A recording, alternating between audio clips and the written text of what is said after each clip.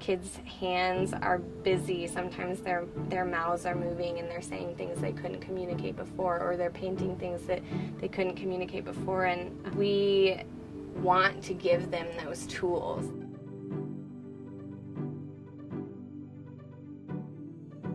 My name is Meg Bourne. I'm the founder and executive director of Art Feeds. Art Feeds is an organization dedicated to mobilizing creative healing and encouraging creative development in children. So we do therapeutic art and creative education with children in Joplin, Missouri, in the States, and in Ghana in West Africa. About 3 years ago, I was volunteering in a behavioral disorder classroom just because I love children and I wanted to be around them. And there's this specific little boy, he wasn't being fed at home, and that was really affecting his school life and how he was getting through different subjects, and so I was really drawn to him. I saw that art was feeding him in a way that was just as essential as food, but art was feeding him and every other student in the class in a different way, and so our logo appears with a blank underneath, so you can say art feeds me, art feeds my soul, art feeds my paintbrush, the world, whatever. After the tornado in Joplin, Extreme Makeover tapped into our community and asked for nominations for families to rebuild their homes. So someone nominated us to have our home rebuilt, and when they contacted us, we were like, no, this doesn't make sense, we're not a family. But we said, one thing that you can do for us is this is what we're doing for the kids in the community, you can help us. They said, come up to set, we want the kids to paint something else, and then totally surprised us with this bus.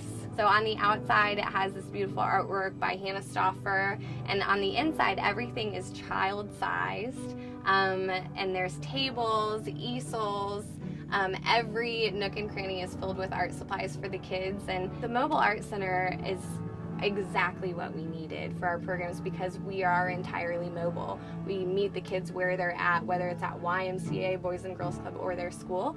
We work hard to keep our programs 100% free of cost to the children in schools. So at the launch of our programs, each child gets an art pack. So that's filled with all their essential supplies, markers, crowns, colored pencils, scissors, everything they need, so that they aren't delving into their personal supplies or the school supplies.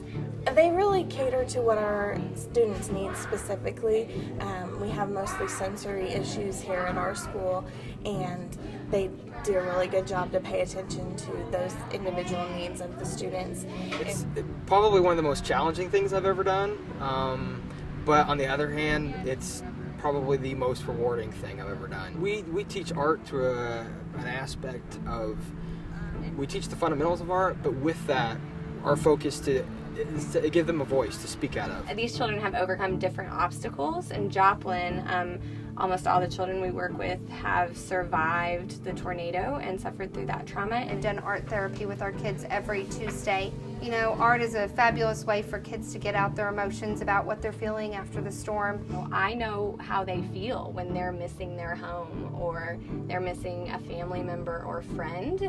I have that emotional connection to them. So when they're drawing about the tornado or tell me things that they saw and we're working through that together, it's you know, someone has to be there to do it with them, and I'm so happy that Art Feeds is in a position to be able to be there for them. We're working on our African studies right now in art.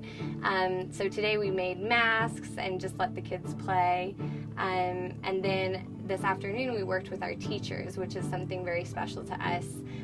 We work with their students every single week and get to know them, and now this is a chance for them to relax and do their art during this stressful time.